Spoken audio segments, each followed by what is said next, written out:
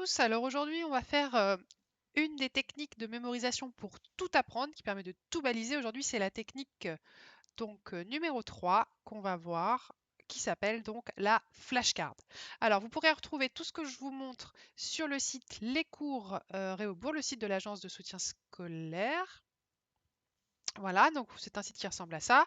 Vous retrouverez à l'intérieur plein de choses sur différentes matières et notamment les techniques de mémorisation. Vous pouvez nous retrouver aussi sur la page Les Cours Réaubourg, la page Instagram et la page Facebook.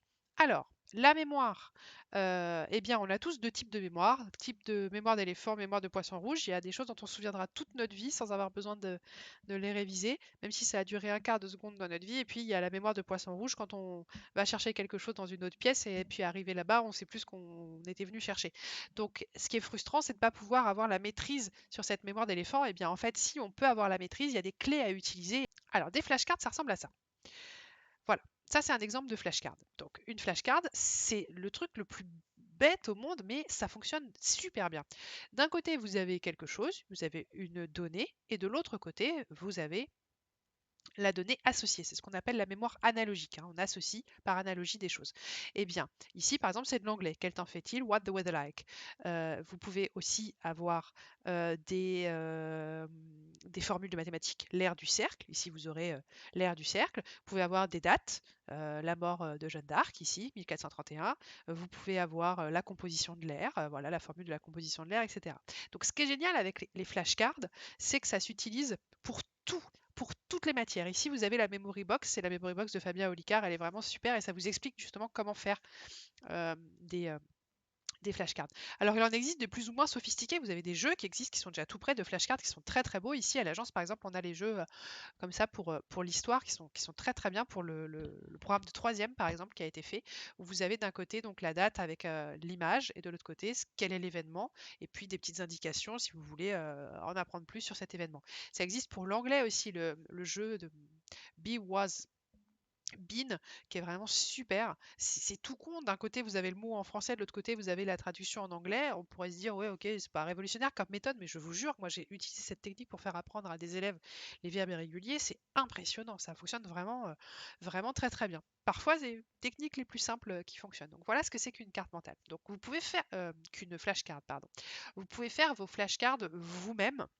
C'est même recommandé de les faire soi-même par rapport à vos cours et à ce que vous devez apprendre. Et il y a des règles à respecter, bien sûr. Donc, règle à respecter numéro 1, vous devez avoir une différence entre le recto et le verso. Vous devez voir votre différence.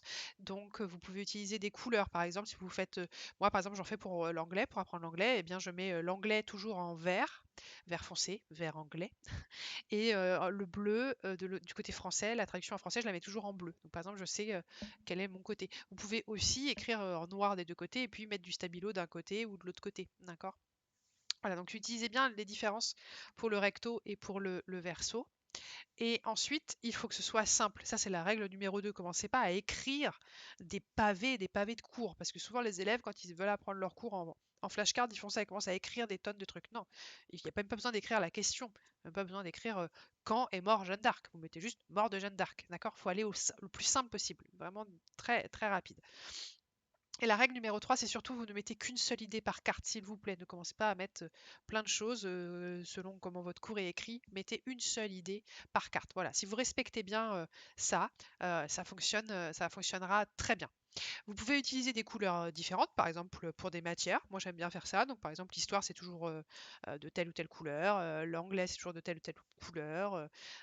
Voilà, vous pouvez utiliser des couleurs différentes ou vous pouvez utiliser que des cartes blanches et après mettre des codes couleurs sur vos cartes. Des cartes comme ça vierges de différentes couleurs, ça se trouve, hein, ça se trouve sur internet, ça se trouve dans des papeteries, vous pouvez trouver, moi je les achète, j'en achète on a 10 couleurs différentes je crois ici à l'agence et les élèves font leur propre carte eux-mêmes. Alors, je vais vous donner deux logiciels qui permettent de faire les cartes mentales et qui sont vraiment vraiment super. Le premier c'est Cerego qui vous permet de faire des cartes en ligne sur un site internet. Donc je vous montre comment ça fonctionne.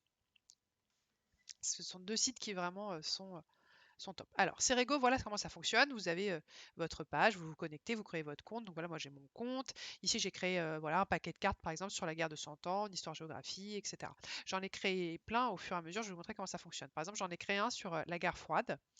Et voilà, quand je veux réviser, voilà ce que ça me donne. Je peux faire un questionnaire à trous en fait, c'est-à-dire que je prends mon cours, je fais un copier-coller et ensuite je fais des trous, j'enlève les mots importants et après quand je vais réviser, le site va me demander de retrouver ici le mot. D'accord? Donc voilà, j'ai mon petit cours sur la guerre froide ici, je passe de la bipolarité à je ne sais. Donc si je ne sais pas, il va me donner le cours, voilà, je ne sais pas. Donc il va me redonner, c'était l'unipolarité, le mot. Et si je sais, il va me demander de l'écrire. Donc ça, c'est un premier exercice que vous pouvez faire, mettre des textes à trous. Ensuite, vous avez la flashcard classique. D'accord? Donc, vous pouvez ici, vous allez rentrer vos dates, par exemple, en histoire. Il va vous demander ce que c'est. Si vous ne savez pas, il va vous donner la réponse. Si vous dites je le sais, eh bien, il va vous proposer différentes choses. Alors ici, c'est un QCM, donc voilà, il me propose plein de choses différentes sur la date 48-49, c'est le blocus de Berlin, d'accord? Ça, tout ça, vous avez des options, c'est vous qui le faites en fait. C'est-à-dire que si vous voulez le faire en QCM, vous mettez QCM. Si vous voulez le faire en réponse écrite, vous faites en réponse écrite. Si vous voulez le faire en texte à trous, vous faites en texte à trous. Enfin, vous rentrez tout ça quand vous créez vos cartes en fait. Il y a un truc que j'adore, moi, sur Cerego, c'est l'emplacement. C'est les fameuses cartes emplacement. Donc ici, par exemple, on me demande de retrouver quelle zone appartenait à l'URSS. Eh bien, je peux cliquer dessus.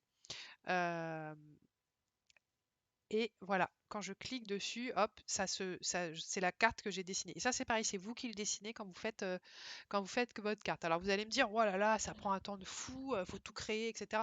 Oui, ça prend un petit peu de temps, mais est-ce que ça prend beaucoup plus de temps que de faire une fiche linéaire? Pas forcément, et surtout ça marche mieux. C'est-à-dire que le temps que vous allez faire à faire votre fiche classique linéaire, vous allez retenir pas grand-chose, alors que le temps que vous allez passer à faire ces cartes-là, vous allez retenir beaucoup plus de choses. Et surtout, le conseil que je donne à tous mes élèves, c'est vous n'êtes pas obligé de faire tous les chapitres. Vous pouvez vous répartir, c'est-à-dire qu'il y a un pote qui fait le chapitre sur la guerre froide, il y a un pote qui fait le chapitre sur la Seconde Guerre mondiale, il y a un pote qui fait le chapitre sur la Chine, il y a un pote qui fait le chapitre sur l'Afrique. Et après, vous vous donnez vos codes. Et ce qui est bien sur Cerego, c'est que vous pouvez choisir de mettre vos paquets de cartes en public ou pas. Donc voilà. Et ça, c'est pareil, ça fonctionne pour n'importe quelle matière. Moi, je travaille dans un CFA métier de bouche, et ben je crois que j'ai un paquet de cartes sur les morceaux de bœuf, les morceaux du bœuf à reconnaître, où on a utilisé justement ces flashcards emplacement, qui sont vraiment très, très pratiques. Vous pouvez aussi, bien sûr, avoir la flashcard simple avec pas de QCM, mais vraiment une réponse écrite. On vous demande la construction du mur de Berlin. Ici, vous devez remplir 1989. Voilà. Donc, Cerego, c'est vraiment un petit site qui est sympa. Alors, au départ, il y avait une version qui était gratuite. Maintenant, il y a des versions payantes pour avoir toutes les formules, mais je ne crois pas que ce soit très très cher. Et puis si vous avez encore plusieurs années devant vous de scolarité, ça peut être un bon investissement pour vous faire vos paquets de cartes. D'accord? Ce que j'aime beaucoup aussi sur Cerego, c'est qu'il y a un rappel de quand il faut réviser, c'est-à-dire que vous rentrez votre numéro de téléphone et lui, il va vous faire réviser en fonction des rythmes du cerveau en fait. C'est-à-dire que quand vous venez de réviser votre guerre froide, si vous voulez refaire tout de suite la révision, il va vous dire non, et vous ne pourrez pas accéder en fait. Il va vous dire non, c'est bon, t'as révisé, ça suffit, je te rappelle demain. Et le lendemain, vous allez recevoir un petit message sur votre téléphone qui va vous dire bonjour, tu es sur Cerego, tu as un paquet de 10 cartes à réviser, ça te prendra 1 minute 45. Et c'est génial parce que ça vous dit le temps que ça va vous prendre. Donc vous dites, oh, 1 minute 45, c'est bon, je le fais. Et c'est assez bien fait. Voilà, c'est ce truc qui vous rappelle que vous devez réviser. Et c'est quand il estime que pour votre cerveau c'est bon, eh bien vous ne pouvez pas réviser plus. Donc ça, c'est vraiment bien. L'autre site dont je suis fan, fan, fan, c'est Quizlet. Quizlet, c'est la vie. L'adopter, c'est l'essayer, c'est l'adopter. Quizlet, c'est une application que vous pouvez utiliser sur votre téléphone, qui est vraiment très bien. Voilà, moi je l'ai sur mon téléphone et je l'adore. C'est mon Quizlet, voilà. J'utilise tout le temps. C'est vraiment très très bien. Alors comment ça fonctionne Quizlet? Je vous montre. Donc Quizlet, voilà, vous pouvez l'utiliser sur ordinateur et sur téléphone, mais c'est vrai que sur téléphone, c'est vraiment très pratique. Voilà, vous vous connectez, vous mettez votre nom, vous créez vos petits paquets de cartes. Donc ici, voilà, il y a les petits paquets de cartes que j'ai créés. Donc, par exemple, ma table de rappel. Si vous voulez savoir ce que c'est qu'une table de rappel, il faut regarder la vidéo numéro une sur le palais de la mémoire. Ici, mes mots d'anglais, il y a beaucoup d'anglais parce que je prends des cours d'anglais et du coup, pour apprendre mon vocabulaire, j'utilise le Quizlet. Il y a des choses sur la guerre, etc.